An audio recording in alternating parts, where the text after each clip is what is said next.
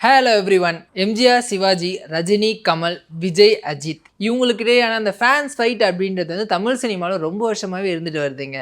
மற்ற 2 ஜென்ரேஷனை கம்பேர் பண்ணும்போது விஜய் அண்ட் அஜித் ஃபேன்ஸுக்குள்ளே நடக்கிற அந்த ஒரு ஃபைட் அப்படின்றது ரொம்ப தீவிரமாக இருக்குது. ஆஃப்லைன்லையும் சரி ஆன்லைன்லையும் சரி இவங்க 2 பேர் ஃபேன்ஸ் வந்து அப்பப்போ அடிச்சுக்கிறத நம்ம பார்க்க முடியுது.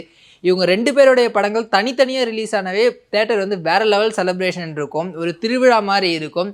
இவங்க 2 பேர் படங்களும் ஒரே நாள்லையோ அல்லது வந்து 1, 2 நாள் டிஃப்ரென்ஸோ ரிலீஸ் ஆகும்போது எப்படி இருக்குன்னு யோசிச்சு பாருங்கள் அந்த ஒரு மொமெண்ட்டை.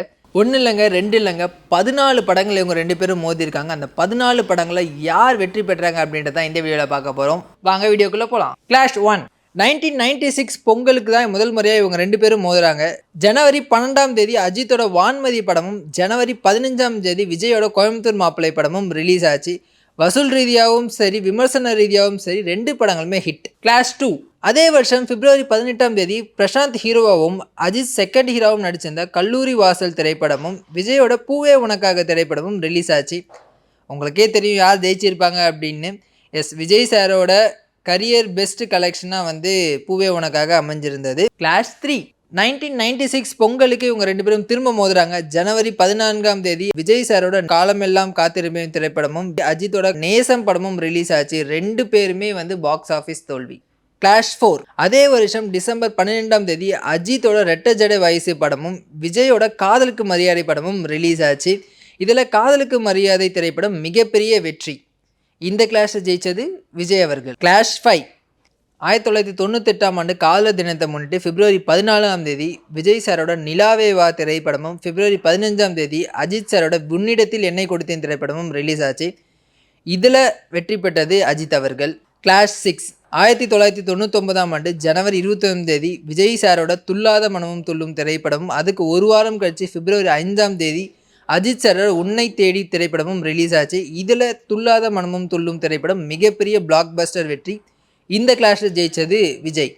கிளாஷ் 7 2000ஆம் ஆண்டு மே 19ஆம் தேதி உன்னை கொடு என்னை தருவேன் திரைப்படமும் விஜய் சாரோட குஷி திரைப்படமும் ஒரே நாளில் வெளியாச்சு. இதில் குஷி பிளாக் பஸ்டர் ஹிட்.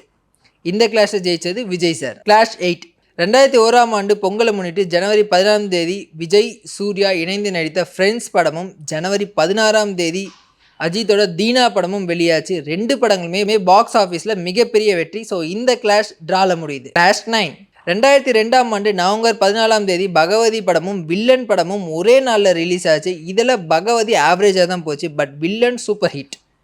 இந்த கிளாஷில் ஜெயித்தது அஜித். கிளாஷ் 10 2003ஆம் ஆண்டு அக்டோபர் 23ஆம் தேதி விஜயோட திருமலை படமும் அக்டோபர் 24ஆம் தேதி ஆஞ்சநேயா படமும் வெளிவந்துச்சு. இதில் திருமலை மெகா ஹிட்.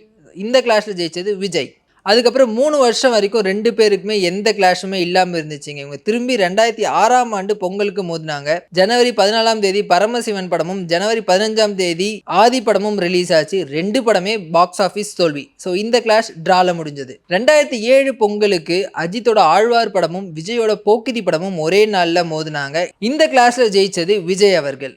அதுக்கப்புறம் 7 வருஷம் கழித்து 2014 பொங்கலுக்கு அஜித்தோட வீரமும் விஜயோட ஜில்லாவும் ஒரே நாளில் ரிலீஸ் ஆச்சு. 2 படமே சூப்பர் ஹிட். இந்த கிளாஷ் வந்து ட்ரால முடிஞ்சது. லாஸ்ட்டாக இவங்க 2 பேரும் மோதினது துணிவு அண்ட் வாரிசு. இந்த 2 படங்களுமே பாக்ஸ் ஆஃபீஸில் வேறு லெவலில் கலெக்ட் பண்ணிச்சு. ஸோ இந்த கிளாஷோட வின்னர் யார் அப்படின்னு பார்த்தா 2 பேர். ஸோ ஓவராலாக இந்த கலெக்ஷன்ஸை வச்சு பார்க்கும்போது, இந்த வெற்றி தோல்வி வச்சு பார்க்கும்போது இவங்க 2 பேருக்கு இடையான கிளாஷில் அஜித் விட விஜய் தான் வந்து நிறைய ஜெயிச்சிருக்காரு. இந்த மாதிரியான இன்னும் இன்ட்ரெஸ்டிங்கான வீடியோவில் நான் உங்களை திரும்ப பார்க்குறேன். அதுவரையும் விடைபெறுவது உங்கள் நவீன்.